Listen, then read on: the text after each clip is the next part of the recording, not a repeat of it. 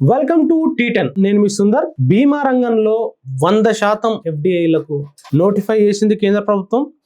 ఈ నేపథ్యంలో మన స్టూడియోలో ఉన్నారు ప్రముఖ విశ్లేషకులు, అదేవిధంగా జనరల్ ఇన్సూరెన్స్ రంగంలో చాలా దశాబ్దాల పాటు ఉద్యమాలు చేసిన కేవీఎస్ఎన్ రాజు గారు మనతో పాటు ఉన్నారు. నమస్తే రాజు గారు. నమస్కారం. రాజు గారు, బీమా సబ్కా రక్ష అనే పేరుతోటి ఆ చట్టానికి అది పెట్టి 100% ఇన్సూరెన్స్లు బీమా రంగంలో తీసుకొచ్చింది కేంద్ర ప్రభుత్వం. ఎట్లా చూడాలి దాన్ని? పేరు వరకు తీసుకుంటే మంచిదే. సబ్కా బీమా సబ్కా రక్ష. ఎందుకంటే బీమా అంటేనే రక్షణ కలిగించేది. ఇటువంటి కష్టంలోనైనా బీమా ఉంది అని అంటే ఆర్థిక నష్టం జరగకుండా దాన్ని చూసేది బీమా. అందువల్ల పదం వరకు చూసుకుంటే బాగుంది. మరి 100% ఎఫ్డిఐలు బీమాకు రక్షణేనా? బీమాకి రక్షణ అనే కన్నా విదేశీయులకి రక్షణ, విదేశీ కంపెనీలకి రక్షణ, దేశానికి దేశ ప్రజలకి రక్షణ లేకుండా పోతుంది. సూటిగా చెప్పేటప్పుడు ఇది డైరెక్ట్ గా చెప్పు. ఎందుకు అని అంటే భారతదేశ అనుభవం, ప్రపంచ అనుభవం మనం వెళ్ళకపోయినా భారతదేశ అనుభవం, భారతదేశానికి స్వాతంత్రం వచ్చిన తర్వాత ప్రైవేటు బీమా అన్నది మొత్తం తీసేసి దాన్ని ప్రభుత్వ బీమాలోకి తీసుకొచ్చారు. అది నెహ్రూ ప్రభుత్వం అయినా, తర్వాత ఇందిరాగాంధీ ప్రభుత్వం అయినా, మళ్ళీ వాజ్పేయి గారి ప్రభుత్వం వచ్చే వరకు భారతదేశంలో అంటే 1999 వరకు భారతదేశంలో ప్రైవేటు బీమా అన్నది లేదు. ఓన్లీ ప్రభుత్వ బీమాయే ఉంది. అందువల్ల మీకు బాగా వ్యాపారం విస్తరించింది అని చెప్పారు. అప్పుడు వాజ్పేయి గారు చెప్పింది, మేము విదేశీ వాటా 26%తో భారతదేశ వాటా 74% ఉంటూ మేము ప్రైవేట్ వాళ్ళని ఆహ్వానిస్తామని చెప్పారని 1999 డిసెంబర్లో IRDA అన్న ఒక చట్టాన్ని తీసుకొచ్చారు. అంటే ఫస్ట్ టైం వాజ్పేయి గారు బీమా రంగంలో విదేశీ పెట్టుబడులను ఆహ్వానించారు. విదేశీ పెట్టుబడితో పాటు ప్రైవేట్ కంపెనీలను కూడా ఆహ్వానించారు. రెండు గొప్పతనాలు వాజ్పేయి గారికి తీస్తాయి, బీజేపీకి వర్తిస్తాయి, ఎన్డీఏకే వర్తిస్తాయి. మూడు మీకు రెండు. ఎందుకు నేను చెప్తున్నాను అని అంటే 99 IRDA చట్టం వచ్చే వరకు అసలు భారతదేశంలో ప్రైవేట్ బీమా లేదు. ఇన్సూరెన్స్ యాక్ట్ ఉంది, లైఫ్ ఇన్సూరెన్స్ నేషనలైజేషన్ యాక్ట్ ఉంది, జనరల్ ఇన్సూరెన్స్ నేషనలైజేషన్ యాక్ట్ ఉంది. ఈ చట్టాలు ఉన్నాయి. అంతే తప్ప ప్రైవేట్ వారు చేయడానికి అసలు అనుమతి లేదు. ప్రైవేట్ బ్యాంకులు ఉన్నాయి, ప్రభుత్వ రంగ బ్యాంకులు ఉన్నాయి, కానీ ఇన్సూరెన్స్ వరకు తీసుకుంటే మొత్తం ప్రభుత్వ బీమాయే ఉంది తప్ప ప్రైవేట్ బీమా లేదు. అది తెచ్చిన ఘనత మాత్రం మన బీజేపీ ప్రభుత్వానికి, ఎన్డీఏకి, దానికి నేతృత్వం వహించిన వాజ్పేయి గారికి వస్తుంది. అంటే వాళ్ళు ప్రతిసారి స్వదేశీ స్వదేశీ అనే నినాదంతో మొత్తం పోలరైజ్ చేస్తా ఉంటారు. మరి స్వదేశీ అన్నప్పుడు మరి విదేశీ సంబంధించి మీరు అన్నట్టు వాజ్పేయి గారు 26% నుంచి మొదలు పెట్టుకుంటే ఇప్పుడు 100%కి వచ్చింది. ఈ 100% సంబంధించిన పరిణామాలు ఒకసారి మాట్లాడుకోవాలంటే ఏం చెప్తారు? అంటే 26% ఘనత మన వాజ్పేయి గారికే వచ్చింది. ప్రైవేట్ కంపెనీలు తీసుకురావడం అన్న ఘనత కూడా వాజ్పేయి గారికే వచ్చింది. కానీ దాని తర్వాత ఘనత అంతా మోడీ గారిది. అంటే మధ్యలో ఉన్నది కదా, మధ్యలో మీకు UPA 1, 2 ఉన్నాయి. మన్మోహన్ సింగ్ గారు 10 ఏళ్ళు ప్రధానమంత్రిగా ఉన్నారు, కానీ ఆయన బీమా వరకు ఎక్కడ ముట్టుకోలేదు. ఆ 26% పరిమితంగా ఉంది. అందులో చెప్పుకోదగ్గది ఏంటనంటే మోడీ గారు ముఖ్యమంత్రిగా ఉంటూ మేము రిప్రజెంటేషన్లు ఇచ్చిన తర్వాత కూడా మోడీ గారు అసలు విదేశీ వాటా పెంచడానికి వీలు లేదు, LIC లాంటి సమర్థవంతమైన కంపెనీలు భారతదేశానికి అవసరం అని చెప్పారు మోడీ గారు సీఎం మోడీ గారు ముఖ్యమంత్రిగా అది మోడీ గారిలో ఆ గొప్పతనం ఉంది. ఎందుకనంటే తను అనుకున్నది ఏదైనా ధైర్యంగా చెప్పగలరు, తర్వాత అవి లేకుండా చేస్తారు. అది కూడా ఉంటది. మీరు ఆ మాటలు ఎక్కడ ఉన్నాయి అని అంటే మీకు ఎక్కడ కనిపించదు. ఇప్పుడు ఏం చేశారు అని అంటే నేను ఇందాక మీ గట్లో చెప్పాను, నెహ్రూ ప్రభుత్వం, ఇందిరాగాంధీ ప్రభుత్వం ఆర్డినెన్స్ ద్వారా మీకు మొత్తం ప్రైవేటు బీమాని ప్రభుత్వ బీమా కింద మార్చేశారు. ఆర్డినెన్స్ ద్వారా మోడీ గారు కూడా ఆర్డినెన్స్ తీసుకొచ్చారు మొదటిసారి ప్రధాని అయిన తర్వాత 2014లో. ఏం తీసుకొచ్చారు? ఏం ఆర్డినెన్స్ అంటే మరి ఇప్పుడు మనం మాట్లాడుకుంటున్న ఇన్సూరెన్స్ గురించి. ఎందుకనంటే 26% ఇన్సూరెన్స్ విదేశీ కంపెనీలకు 26% వాటా ఉంది, దాన్ని 49%కి పెంచుతామని. రెండోది సాధారణ బీమా కంపెనీలు, వాటిలో ప్రభుత్వ రంగం కంపెనీలు ఉన్నాయి 4. National insurance, oriental insurance, new India insurance, United India insurance, అలాగే GIC ఆఫ్ ఇండియా అని ఉంది వీటికి కింద. సో ఇవి public sector general insurance companies. వీటిని 49% వరకు వాటాలు అమ్ముతామని చెప్పినని ఇన్సూరెన్స్ చట్ట సవరణలు, జిబ్నా యాక్ట్ చట్ట సవరణలు తీసుకొచ్చారు. అవి రాజ్యసభలో బిల్లు UPA ప్రభుత్వం పెట్టింది కానీ ధైర్యం చేయలేదు. మోడీ గారు ధైర్యం చేశారు. అయినా రాజ్యసభలో చర్చ పెడితే ఓడిపోతానని చెప్పిన 2014 డిసెంబర్లో పార్లమెంట్ సమావేశాలు ముగిసిన తర్వాత ఆర్డినెన్స్ తీసుకొచ్చారు. అది మోడీ గారి గొప్పతనం. తన చెప్పిన దానికి భిన్నంగా చేసే ధైర్యం ఉన్నాయని ఎవరు అని అంటే భారతదేశంలో మొట్టమొదటి వ్యక్తి మోడీ గారు వస్తారు. ఇప్పుడు 49 నుంచి 100కు వచ్చింది. మధ్యలో పరిణామాలు ఏం జరిగినాయి? 49 నుంచి మళ్ళీ తర్వాత 74 తీసుకొచ్చారు. మళ్ళీ మోడీ ఆ ప్రభుత్వం 49 చేసిన తర్వాతే ఒక సవరణ తీసుకొచ్చారు. ఉమ్. ఇక ముందు పార్లమెంట్ కి వెళ్ళక్కర్లేదు, అడ్మినిస్ట్రేటివ్ దీని ద్వారా చెయ్యొచ్చు అని చెప్పి. అంటే చట్టంతో సంబంధం లేదు ఇక. ఇంకా పార్లమెంట్ కి వెళ్ళక్కర్లేదు, ఉమ్. పార్లమెంట్ కి వెళ్ళక్కర్లేదు. 100% FDI ఇప్పుడు మీకు పార్లమెంట్ కి వెళ్ళి చేసింది కాదు ఇది. ఉమ్. మిగతా సవరణలన్నీ పార్లమెంట్ కి వెళ్ళి చేసింది. ఉమ్. ఈ 100% సవరణ మాత్రం అడ్మినిస్ట్రేటివ్ దాని ద్వారా మీకు తీసుకొచ్చింది. ఉమ్. ఎందుకంటే మోడీ గారిలో చెప్పాను కదా మీకు, మోడీ గారిలో తను అనుకున్న దాన్ని చేయగలిగిన ధైర్యం ఉంది. ఉమ్. చెప్పిన అబద్ధాన్ని కూడా ధైర్యంగా చెప్తారు, ఉమ్. తర్వాత చెప్పలేదని చెప్పగలరు. ఉమ్. వాటిల్లోకి వెళ్ళకపోయినా మనకు కావాల్సింది ఏంటి అని అంటే 100% FDI. ఎవరి ప్రయోజనం?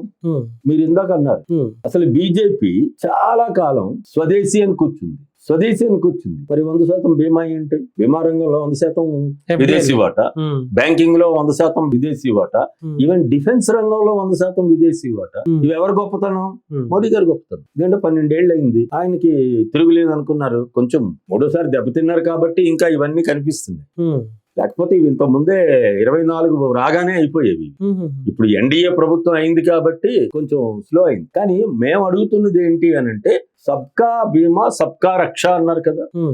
అదే మీ 2047 ఉమ్. వికసిత్ భారత్ కూడా లక్ష్యం అదే అని చెప్తున్నాను. 100 ఏళ్ళు భారతదేశానికి స్వతంత్రం. ఉమ్. ఏ రూపంలో వాళ్ళు ఈ 100% FDI వల్ల సబ్కా బీమా సబ్కా రక్ష వస్తుంది చెప్పమనండి. నేను అదే ప్రశ్న అడుగుతున్నాను. 100% FDI వల్ల, ఫారిన్ డైరెక్ట్ ఇన్వెస్ట్మెంట్ వల్ల ఆ బీమా రంగానికి ఉపయోగం జరిగి ప్రజలకు ఉపయోగం జరిగే అవకాశాలు ఉన్నాయా, లేదంటే నష్టం జరిగే అవకాశం? మొదటి విషయం చాలా సూటిగా చెప్పాను. ఉమ్. ఈ 100% FDI ఎవరికి పనికి వస్తుంది అని అంటే విదేశీ కంపెనీలకు పనికి వస్తుంది. ఉమ్. భారతదేశ ప్రయోజనాలకి పనికిరాదు, భారతదేశ ప్రజలు నష్టపోతారు. అంటే అందరికీ దీనికి బీమా ఉదాహరణ రావడానికి- మీకు చెప్పొచ్చు, ఉమ్. చెప్పండి. దీనికి ఉదాహరణ చెప్పొచ్చు. ఉమ్. నేను చెప్పాను, వాజ్పేయి ప్రభుత్వం 1999 డిసెంబర్ లో IRDA చట్టం తీసుకొచ్చి ప్రైవేట్ వాళ్ళని ఆహ్వానించింది. ప్రైవేట్ వాళ్ళతో పాటు విదేశీయులకి 26% వాటా ఇచ్చింది.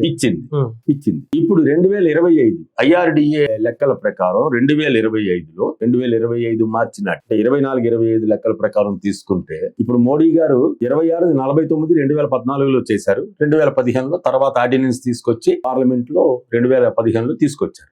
తర్వాత 74 చేశారు. ఇప్పుడు 74 ఉందనుకుందాం, ఇంకా 100 రేపటి నుంచి కదా వచ్చేది, అది చూద్దాం. 2025 మార్చి నాటి 26 లైఫ్ ఇన్సూరెన్స్ కంపెనీలు ఉంటే అందులో LIC ఒకటి ఉమ్. ప్రభుత్వ రంగం, 25 ప్రైవేట్ కంపెనీలు. ఉమ్. ఈ 25 ప్రైవేట్ కంపెనీల్లో మూలధనంలో 74% వరకు విదేశీ పెట్టుబడి ఉండొచ్చని కదా తీసుకొచ్చారు. ఉమ్. కానీ ఎంత ఉందో తెలుసా మీకు? 2025 మార్చి 31 నాటి ఎంత ఉందండి? కేవలం 34.65%. అంటే మరి విదేశీ కంపెనీలకి ఇంత దాసోహం అని చెప్తున్న మోడీ గారు, 2014 నుండి ప్రధానమంత్రిగా ఉన్న మోడీ గారు, మోడీ ప్రభుత్వం ఉంది, మరి 49% కూడా లేని దాన్ని 74 చేశారు. 74 దాన్ని ఇప్పుడు 100 చేస్తున్నారు. ఎవరి ప్రయోజనం? ఉమ్. మరి ఇది నేను చెప్తున్న లెక్కలు కాదు, ఇది అఫీషియల్ మీకు లైఫ్ ఇన్సూరెన్స్ కంపెనీలో IRDA వెబ్సైట్ లో స్పష్టంగా ఉన్నది. ఇది లైఫ్ ఇన్సూరెన్స్ కంపెనీస్ కి సంబంధించి.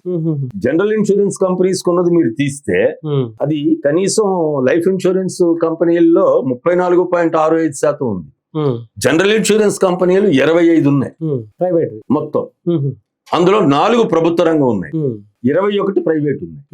ఈ 21లో మీకు మొత్తం విదేశీ మూలధనం ఎంత ఉంది అని అంటే కేవలం 26.86%. మరి దేనికోసం తీసుకొస్తున్నట్టు ఇప్పుడు 100%? అంటే 74% రాలేదు కదా, 49 కూడా రాలేదు కదా, మళ్ళీ 100 ఎందుకు ఇప్పుడు? మరి 100 ఎందుకు?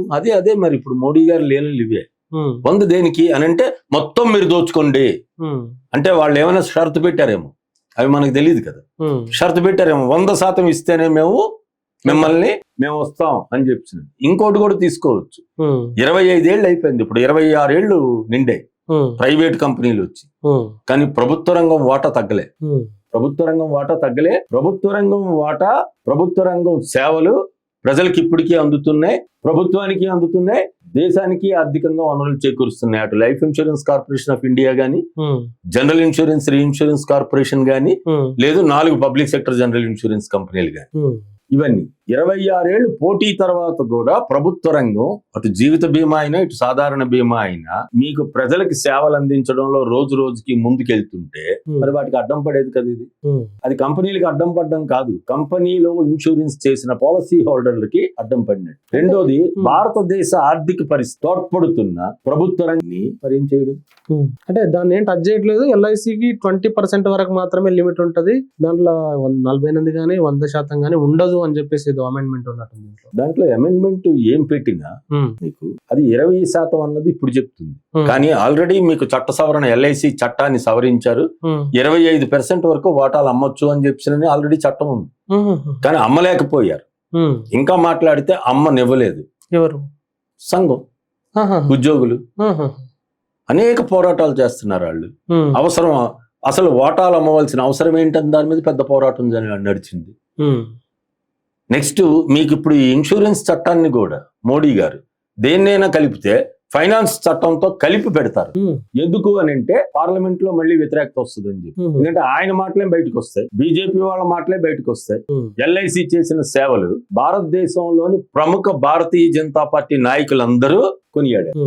మరి అదే బయటపడతాయి. అందువలన మీకు ఫైనాన్స్ యాక్ట్ కి లింక్ పెడతారు. అంటే బడ్జెట్ కాబట్టి ఫైనాన్స్ యాక్ట్ లోక్సభ ఆమోదిస్తే సరిపోతుంది కాబట్టి రాజ్యసభతో సంబంధం లేదు కాబట్టి చేసేస్తారు. అది పరిస్థితి. సో మోడీ గారు చెప్పింది అందుకే మీకు సబ్కా బీమా సబ్కా రక్ష అన్న, మీకు అందరికీ బీమా 2047 అన్న వికసిత్ భారత్ లో భాగంగా. అసలు అందరికీ బీమా ఏంటి? మీరు ఇవ్వగలిగిన పరిస్థితి ఉందా? మీ విధానాలు ఇచ్చేటట్టున్నాయా? బీమా ఎప్పుడు చేస్తారు? మీరైనా, నేనైనా, తనైనా, ఎవరైనా బీమా ఎప్పుడు చేస్తాం? నాకు రక్షణ కావాలనుకుంటే చేస్తాం. ఎప్పుడు రక్షణ కావాలని కోరుకుంటానో నా దగ్గర డబ్బులు కొంత మిగిలితే అంటే తిండి మానేసి, చదువు మానేసి, ఆరోగ్యం మానేసి నేను బీమాకి వెళ్ళను. ఇప్పుడు కొత్తగా ఆరోగ్య బీమా కానీ వస్తున్నాయి, ఎందుకంటే ప్రభుత్వం ఆ రంగంలో లేదు కాబట్టి ఆ సబ్జెక్ట్ లోకి వెళ్ళటం లేదు. కానీ నా దగ్గర మిగులుంటే అప్పుడు నేను బీమాకి వెళ్తాను. మరి అదే లెక్కలు ఉన్నాయి. మరి 26 ఏళ్ళు అయింది ప్రైవేట్ కంపెనీలు వచ్చి, ఎందుకు మన పెనిట్రేషన్ పెరగలేదు? ఎందుకు మన డెన్స్ పెరగలేదు? మేము అడుగుతుంది అది. మీరు అవి పెంచండి. అవి పెంచాలి అని అంటే ప్రైవేట్ కంపెనీలు ఉండకూడదు. మీకు దీంట్లో ఉదాహరణ డైరెక్ట్ గా చెప్పచ్చు. ప్రభుత్వ రంగ ఉద్యోగికి జీతం ఎంత వస్తుంది?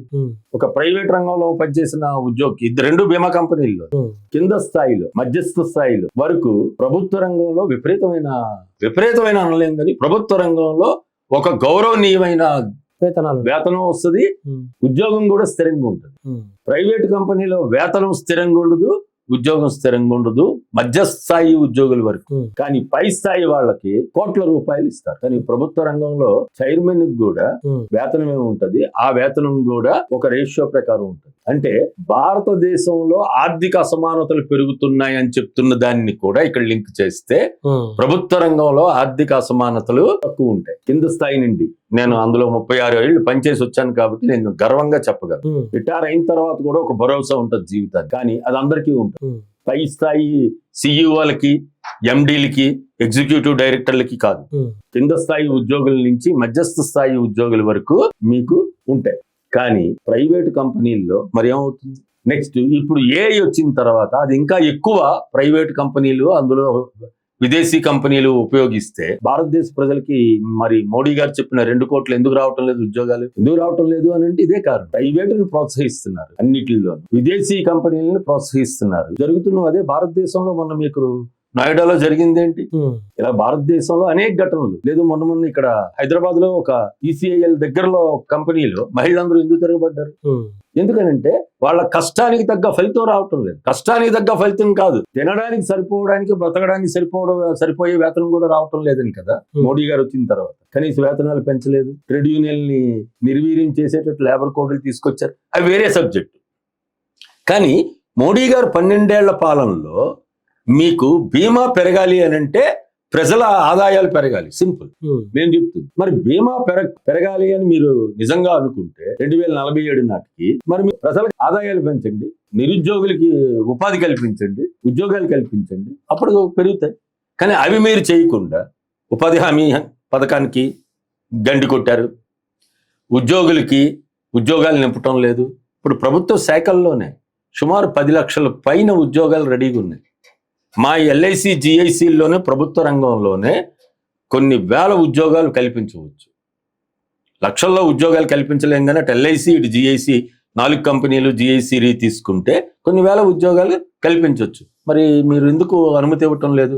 ఎందుకనంటే ఉద్యోగులు వస్తే కంపెనీ బలపడుతుంది, ఉద్యోగులు వస్తే మరింత మెరుగైన సేవలు అందిస్తారు, అందువల్ల మళ్ళీ ప్రభుత్వ రంగం బలపడుతుంది, ప్రభుత్వ రంగం బలపడకూడదు. అది మోడీ గారి సిద్ధాంతం. మొత్తంగా ప్రభుత్వ రంగం ముద్దు, ఎఫ్డిఐలు ప్రైవేట్ రంగం వద్దు అంటున్నారా ఈ ఇంటర్వ్యూ కంక్లూజన్ లో? మేమైతే అదే అంటాం.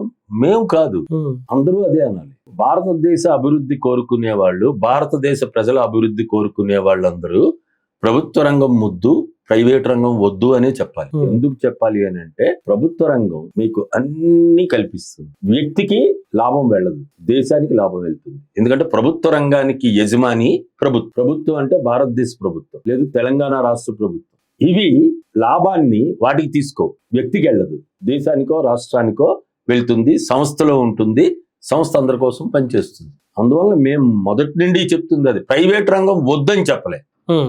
ప్రైవేట్ రంగాన్ని ఇప్పుడు మీరు, అందుకే నేను ఇందాక ఉదాహరణ చెప్పాను, 26 ఏళ్ళు అయింది, ఎందుకు ప్రభుత్వ రంగం నిలబడింది చెప్పమనండి? అనేక ఆటంకాలు తీసుకొచ్చాయి కేంద్ర ప్రభుత్వం, అయినా నిలబడ్డాయి ప్రభుత్వ రంగం. ఎందుకు? ఉద్యోగులు శ్రమిస్తుంది, ఉద్యోగులు నిస్వార్థంగా చేస్తుంది. ఎందుకు?